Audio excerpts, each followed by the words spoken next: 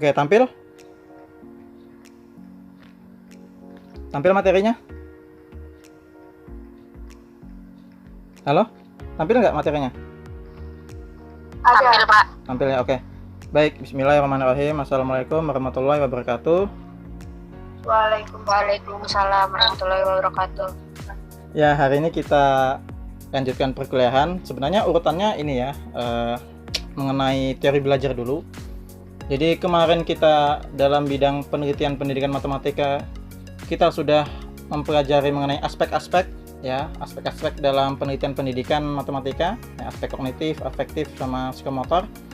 Kemudian juga nantinya kita akan mempelajari model-model pembelajaran yang ada banyak itu, ada puluhan sampai ratusan.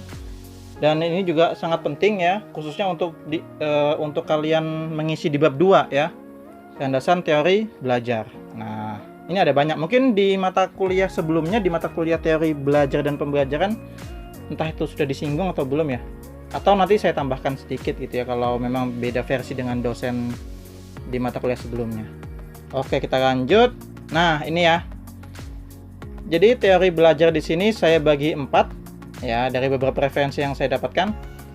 Yang pertama teori disiplin mental, itu nanti terbagi menjadi 3. Kemudian teori behavioristik, di sini ada 4 ya. Kemudian teori kognitif serta teori humanistik ya. Nanti kita bedah satu persatu ya. Kita bedah satu persatu. Oke, kita lanjut. Nah, sekarang teori disiplin mental ya. Teori disiplin mental ya, teori ini berkembang sebelum abad ke-20. Nah, menurut teori disiplin mental, belajar itu pengalaman dari kekuatan, kemampuan, dan potensi-potensi tertentu. Ya. Ini beberapa tokoh mengenai disiplin mental tuh nanti kita bahas di masing-masing teori ya. Jadi ada 3 turunan teorinya ya. Yang pertama teori psikologi daya.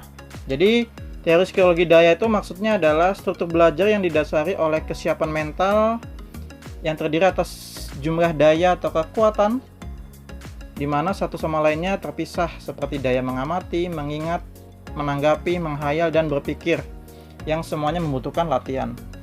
Jadi di teori ini maksudnya itu drill ya, atau latihan merupakan pengulangan terus-menerus ya. Jadi yang cocok dalam penerapan metodenya, metode belajarnya adalah metode latihan dan praktik, atau exercise and practice ya, teori psikologi daya.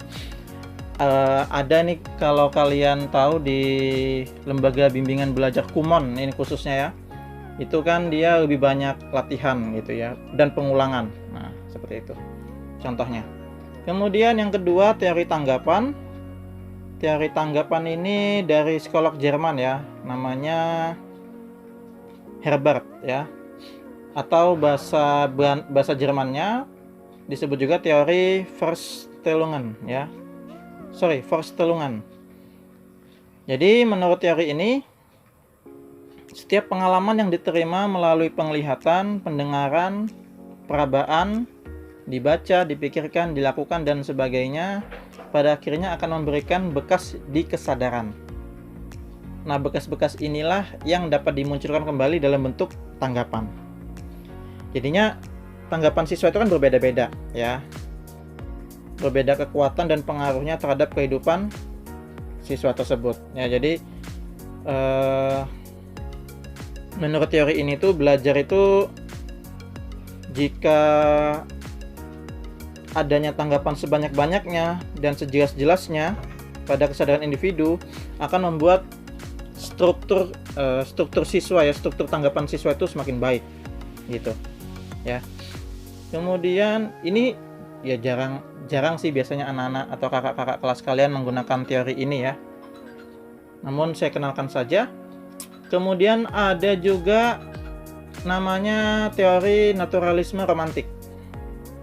Ini dari filsuf Prancis ya, J.J. Rousseau. Jadi maksudnya tuh gini, siswa memiliki potensi atau kekuatan yang masih terpendam. Nah, itu pandangan seperti itu.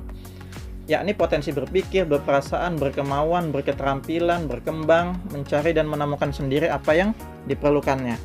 Jadi menurut teori ini, guru nggak perlu maksa siswa gitu ya, nggak perlu maksa siswa.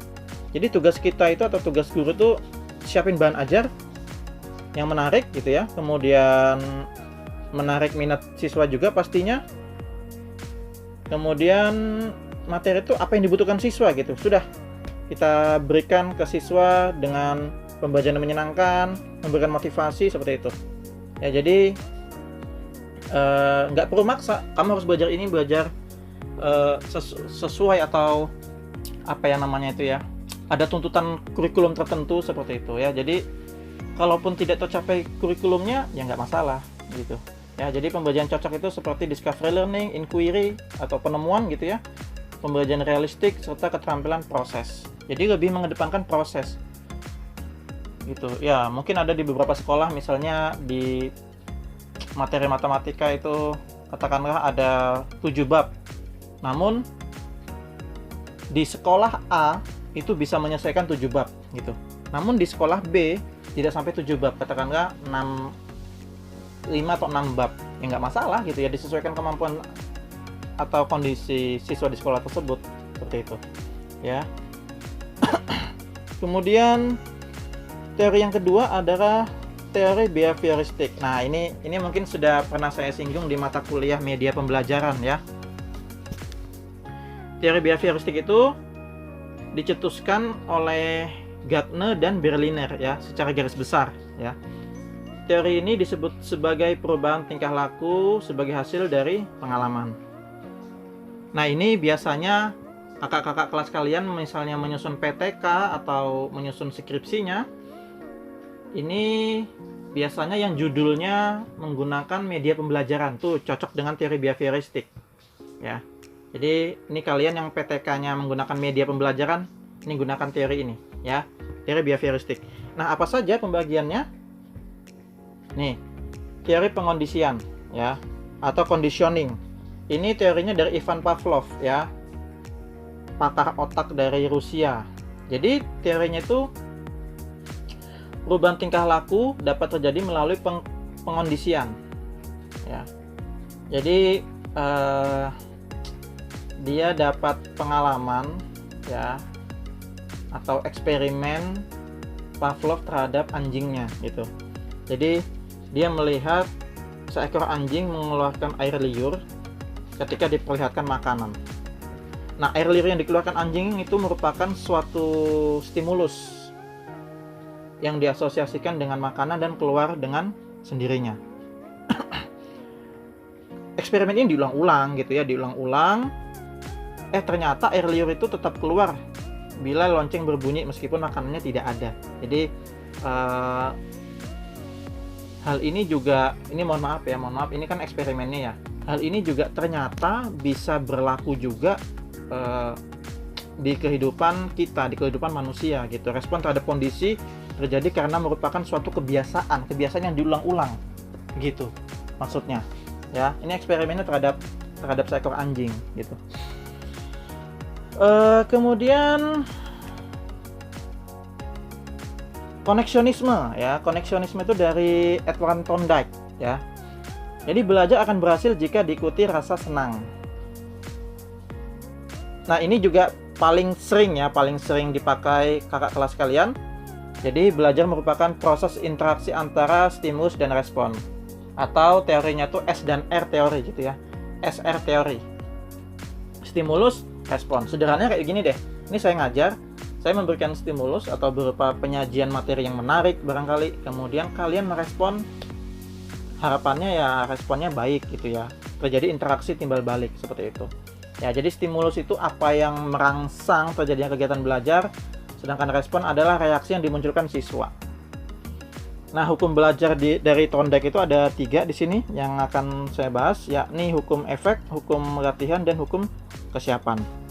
Maksudnya itu gini, hukum efek tuh semacam pemikiran, misalnya ini guru-guru memberikan stimulus, anak-anak ayo belajar yang rajin, kalau tidak nanti bisa nggak naik kelas.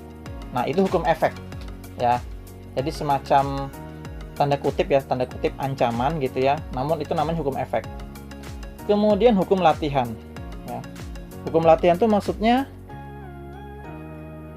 semakin banyak siswa atau anak didik kita berlatih, khususnya ngerjain soal matematika, tentunya dampaknya adalah dia semakin bisa atau memahami materi. Sebaliknya, semakin dia tidak banyak latihan, ya nggak bisa. Di matematika seperti itu. Ya. Sedangkan hukum kesiapan, maksudnya itu jika siswa siap, ya, siap untuk belajar, dia akan memperkuat, semakin siap siswa untuk belajar, dia akan siap untuk menerima respon dari gurunya. Nah, seperti itu. Ya, itu teori koneksionisme. Sederhananya seperti itu ya. Nanti detailnya bisa dicari lah, ya. Itu sederhananya, pemahamannya seperti itu. Lanjut. Teori penguatan. Ini juga ya. Ini juga banyak dipakai oleh kakak kelas kalian ya. Teori penguatan itu maksudnya perilaku dikontrol melalui proses operant conditioning.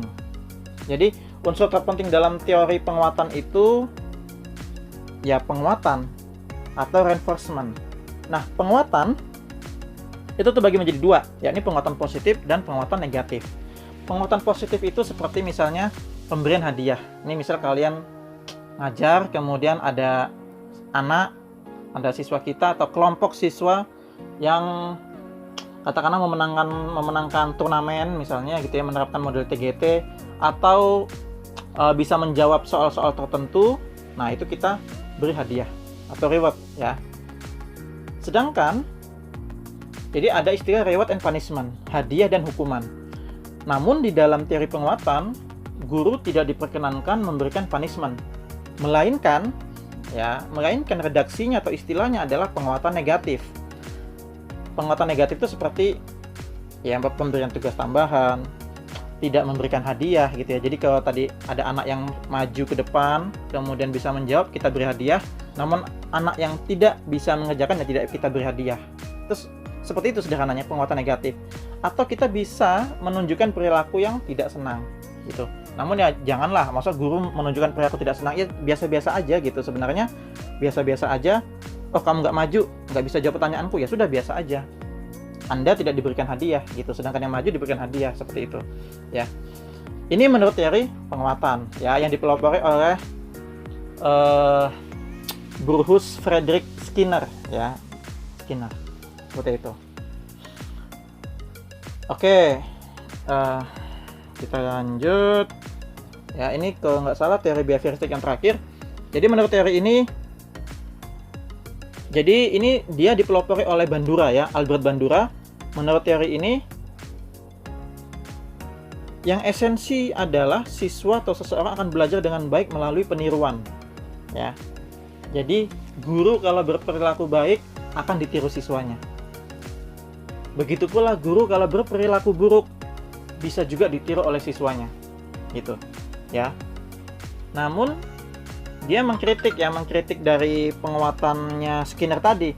Hasil penguatan itu tidak esensi, melainkan peniruan ya, harusnya peniruan gitu. Jadi di sini kalau kita mengadopsi ajarannya Ki Hajar Dewantara ya, guru itu memberikan suri tauladan yang baik gitu kan, ingarso sung tulodo kan gitu. Kita guru harus dapat menjadi panutan bagi siswa kita gitu. Makanya ada istilah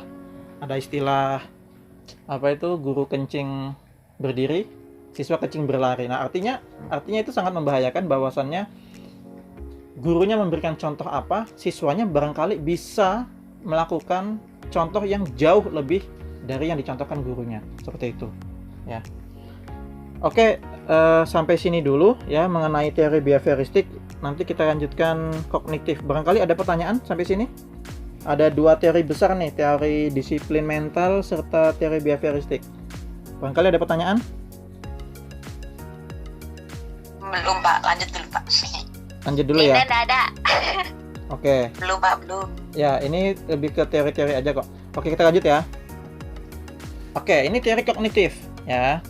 Ini juga banyak dipakai ya, banyak dipakai oleh kakak kelas kalian. Ini khususnya yang mengambil judul tentang model-model pembelajaran ya. Jadi ini sebenarnya teori kognitif konstruktivisme ya. Jadi belajar merupakan suatu proses internal yang mencakup ingatan, pengolahan informasi, emosi, dan aspek-aspek kejiwaan lainnya. Jadi intinya teori ini lebih mengedepankan proses ya dibandingkan hasil. Sedangkan tadi yang behavioristik itu lebih mengedepankan hasil ya. Saya memberikan stimulus, kamu merespon apa. Sedangkan teori kognitif itu lebih mengedepankan prosesnya, proses berpikirnya ya, proses kognitifnya. Seperti itu. Nah, apa saja teori kognitif itu? Saya yakin kalian sudah mendapatkannya di mata kuliah sebelumnya ya. Yang pertama, teori perkembangan kognitif ya. Jadi teori perkembangan kognitif itu dipelopori oleh, ini kalian pasti sudah tahu ya, pasti sudah nggak asing, dipelopori oleh Jean Piaget ya. Ini mata kuliah psikologi pendidikan ya, psikologi pendidikan pasti sudah dapat. Jadi menurut teori perkembangan kognitif ya, jadi siswa atau seorang anak itu akan mengalami tahap perkembangan kognitif. Ada 4 ya, ada 4 tahapan. Yang pertama sensori motorik 0-2 tahun, lalu pra-operasional, operasional konkret, serta operasional formal ya 11-18 tahun atau dewasa ya.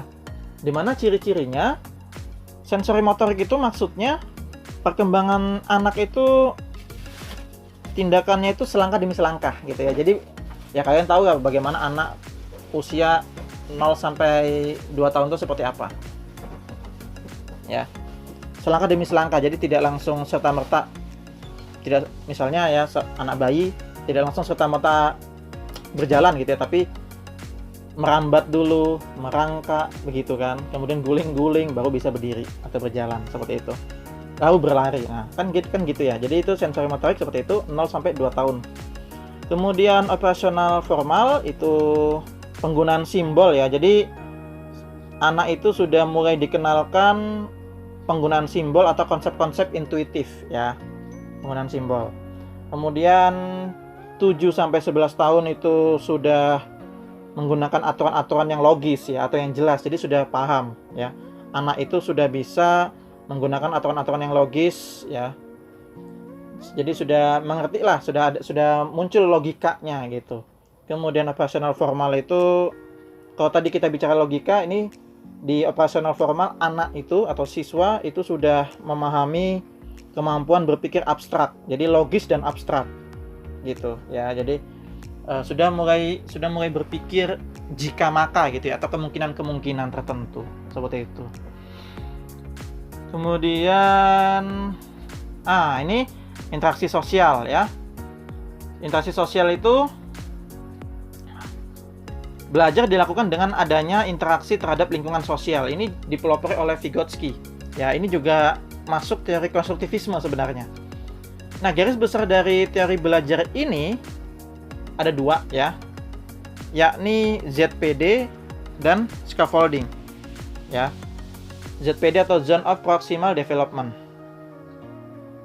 ZPD itu maksudnya gini, jarak antara tingkat perkembangan sesungguhnya ya, atau kemampuan penyelesaian masalah potensi siswa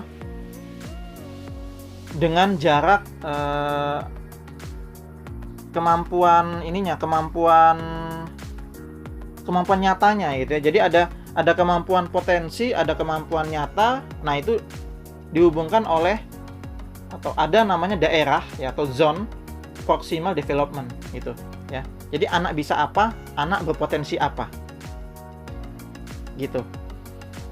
Maksudnya siswa punya kemampuan tertentu, kemudian dibantu gitu ya untuk mencapai kemampuan potensinya gitu.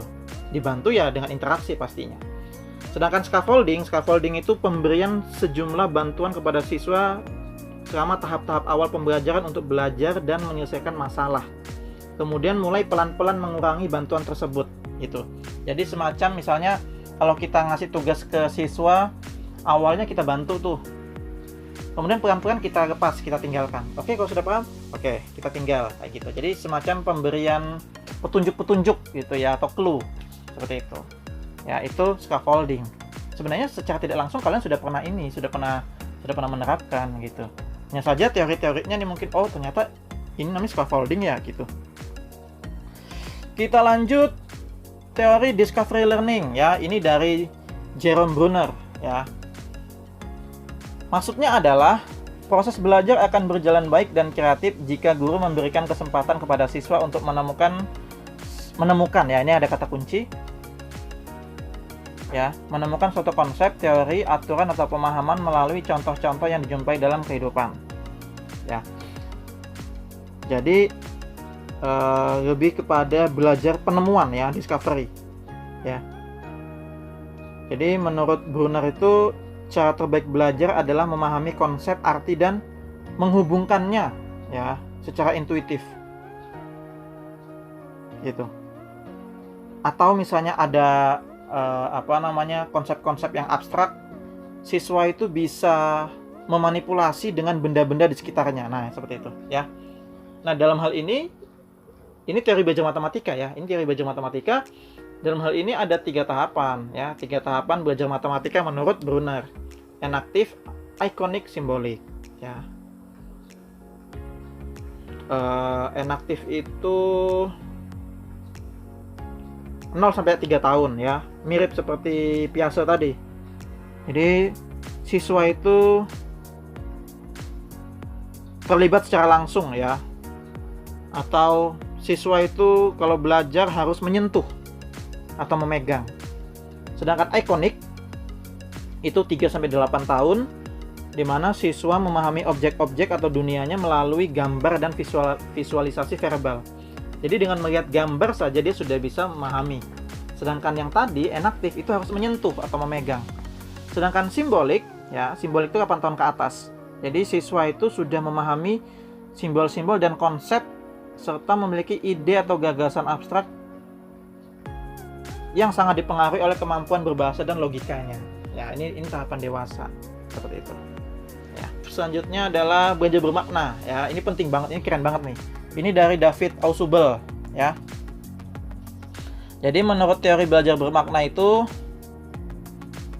belajar itu asimilasi ya. Belajar itu merupakan asimilasi yang bermakna bagi siswa, di mana materi yang dipelajari dihubungkan dengan pengetahuan yang telah dimiliki siswa dalam bentuk struktur kognitif. Ya. Jadi supaya lebih bermakna bagi siswa, materi matematika itu ya dirasakan oleh siswa, ya dekat dengan siswa, ya dimaknai gitu ya. Jadi kita mengambil atau memberikan makna-makna terdalam dari suatu konsep matematika. Itu. Ini cocok pembelajaran matematika realistik ya. Matematika realistik, contextual teaching learning juga cocok ya. Jadi kita berikan kasus-kasus nyata gitu ya. Kita berikan hal-hal yang bermakna bagi siswa. Namun kalau di matematika ya, ini menurut saya pribadi, di matematika ya tidak semua materi matematika bisa kita kaitkan atau kita berikan makna ya, kita berikan makna tertentu. Misalnya kayak di analisis real ya, fungsi tangga. Apa kaitannya dengan kehidupan sehari-hari, kan akan susah gitu ya. Kemudian logaritma. Nah, seperti itu. Jadi ada beberapa materi matematika murni yang susah ya, atau sulit diterapkan atau dikaitkan ya, atau dicari maknanya. Menurut saya sih ya, seperti itu. Ya. Lanjut teori Gestalt ya. Teori Gestalt itu seseorang memperoleh sensasi atau informasi dengan melihat strukturnya secara menyeluruh, kemudian menyusunnya kembali dalam struktur yang lebih sederhana sehingga lebih mudah dipahami. Jadi ini lebih kepada gini, teori Gestalt itu konsep insight ya. Jadi kita mengamati hal secara mendadak, kemudian kita hubungkan antar bagiannya ya. Pengamatan mendadak terhadap hubungan antar bagian di dalam suatu permasalahan. Jadi ini bagus untuk, ini kaitannya sama yang tadi ya, bermakna ya, bagus untuk memahami materi ya dengan caranya sendiri gitu ya. Dengan dia menyusun ke struktur kognitifnya dengan pemikiran yang sederhana. Oh, ini maksud ibu ini seperti ini deh kayaknya. oh aku pahamnya seperti ini dengan bahasaku sendiri, dengan pemaknaanku sendiri. Nah seperti itu ya, itu teori Gestalt ya. Lalu ini ada satu lagi kayaknya, ada yang terakhir. Nah teori Van Til ini memang di matematika juga ya, ini teori khusus di materi geometri ya, di cabang geometri.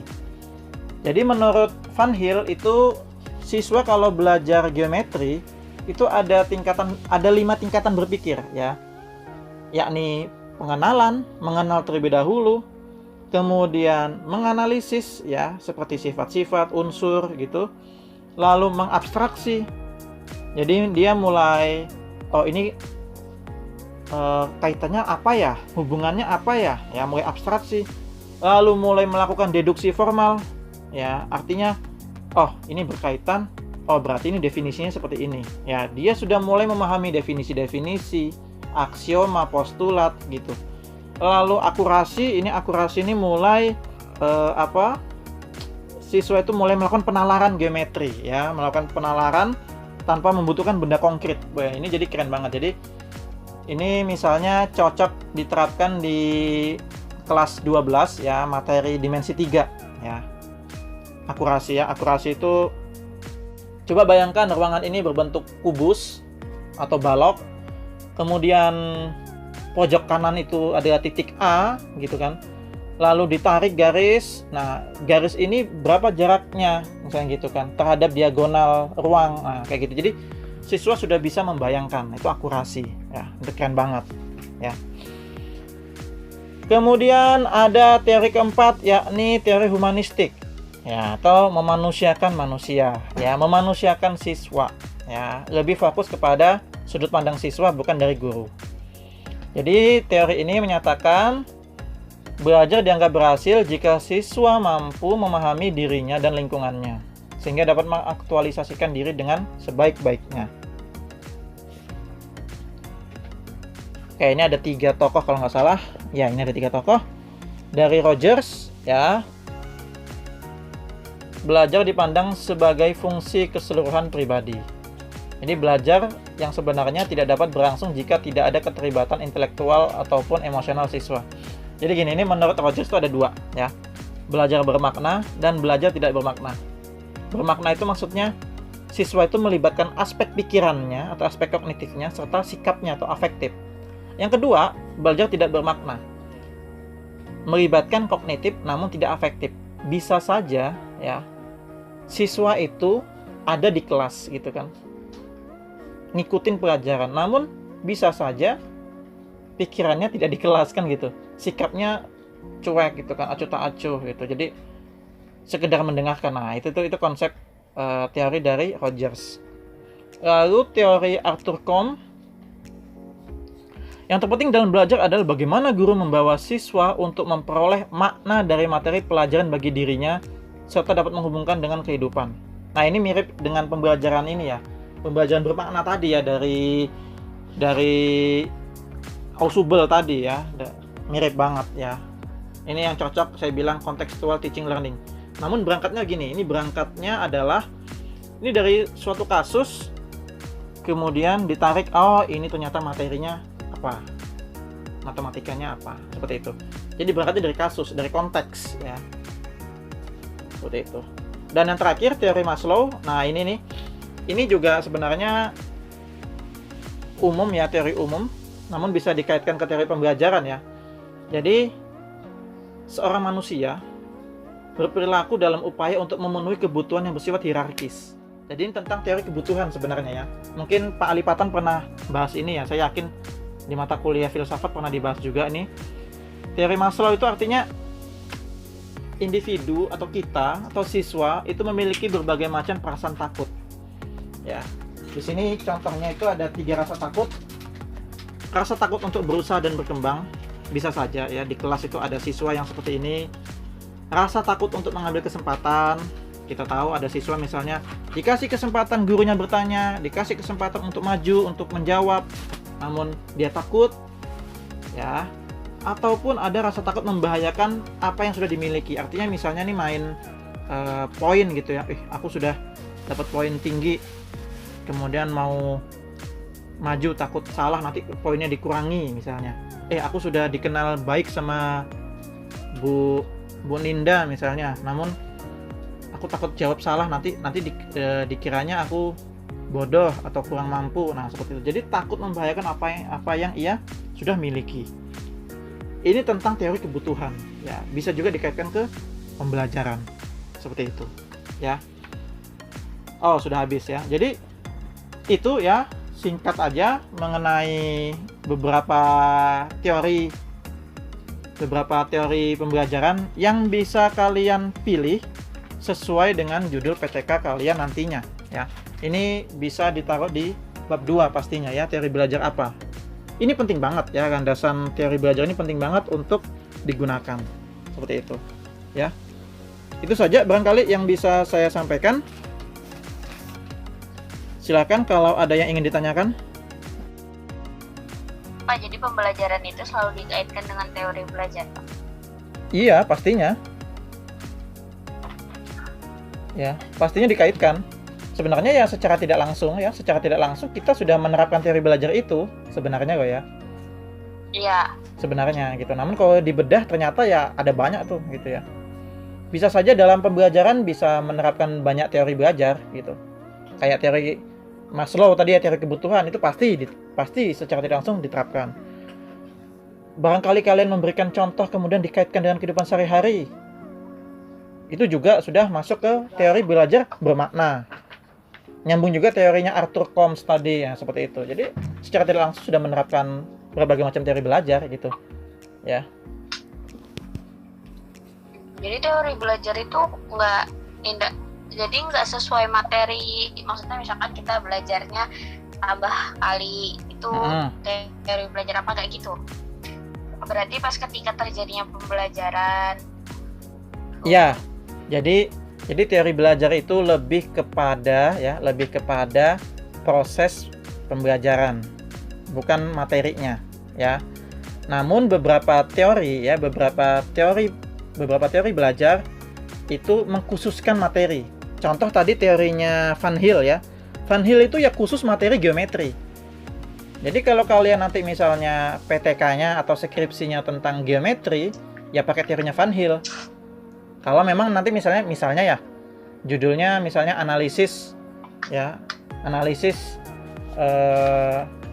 kesulitan siswa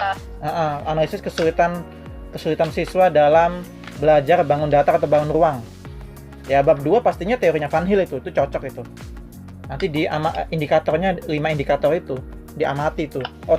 Siswa sudah memenuhi tahapan pengenalan. Siswa sudah memenuhi tahapan analisis, abstraksi dan seterusnya gitu. Jadi disesuaikan gitu. Selebihnya ya umum ya, materi umum. Menurut saya materi umum gitu.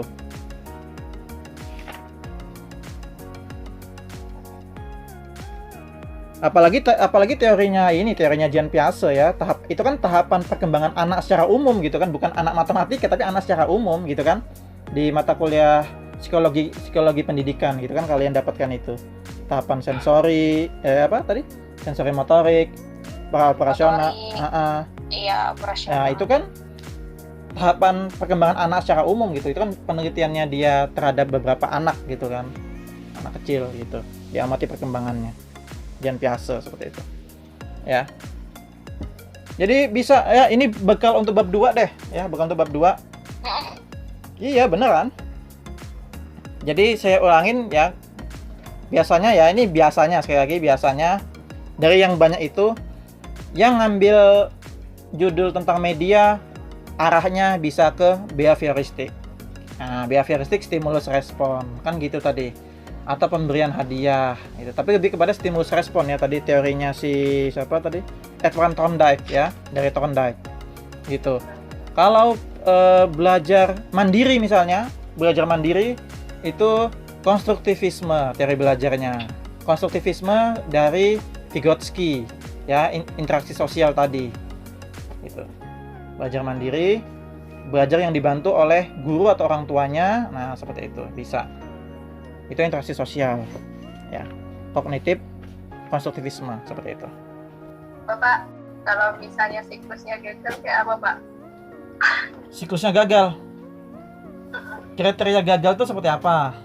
Ayo. Kamu siklus 1 lebih tinggi daripada siklus 2. Oh, siklus 1 lebih tinggi dari siklus 2, berarti ada yang aneh itu. Iya, itu kayak mana itu, Pak? Ya gagal, ya nggak berhasil. Artinya begini, artinya ada yang janggal gitu, ada sesuatu, ada temuan gitu.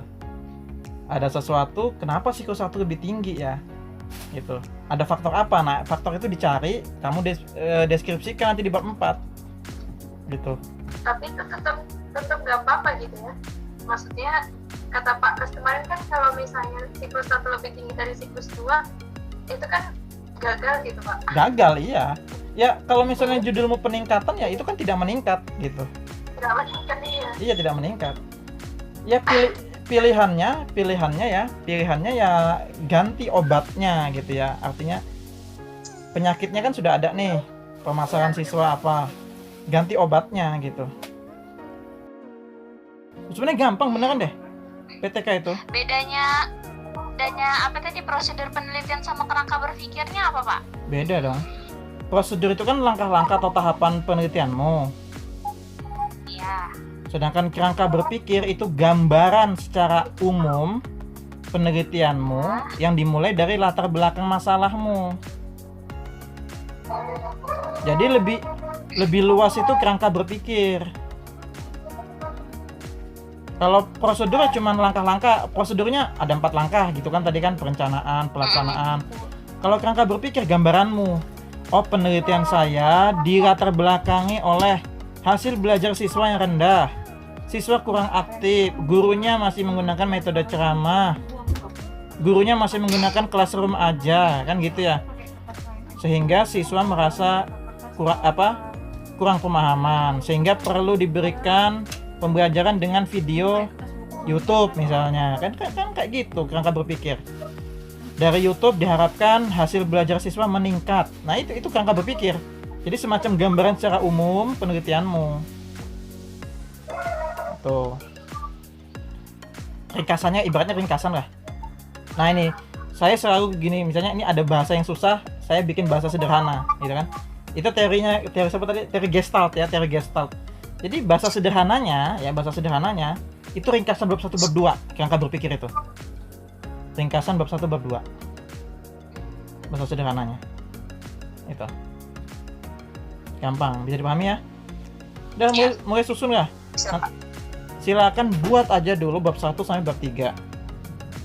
Ya, 1 aja buat. Terserah siapa yang mau dikoreksi. Nanti saya koreksi. Saya kasih pandangan-pandangan gitu.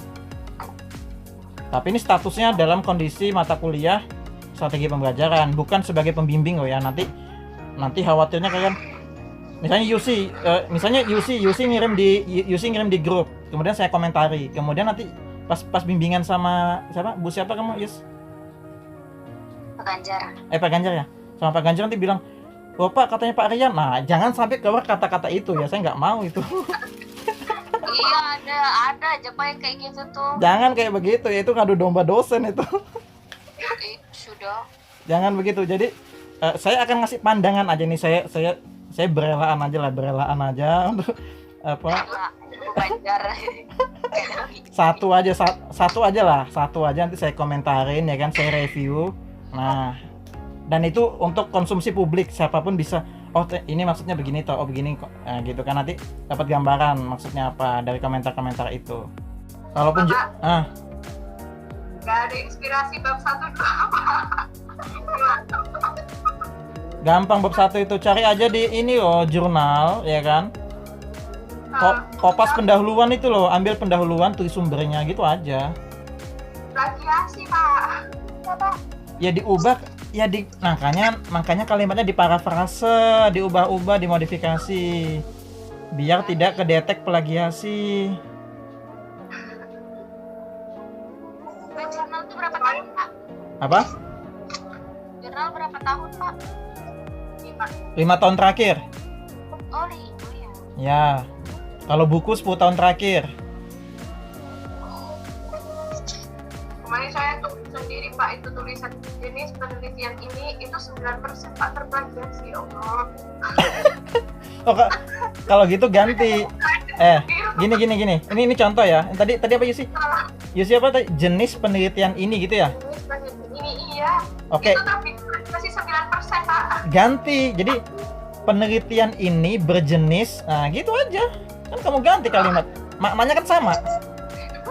Ya itu Pak. Ya Allah.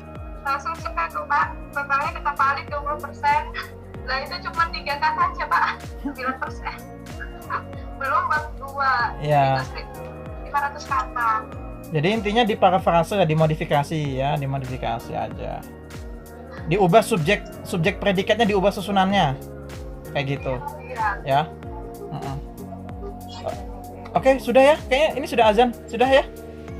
Iya Pak. Iya Pak. Ya, makasih banyak Pak. Ya, nanti kalau mau lanjut diskusi boleh di chat aja di grup lah, ya santai-santai aja atau kirim voice note boleh juga, santai aja, ya.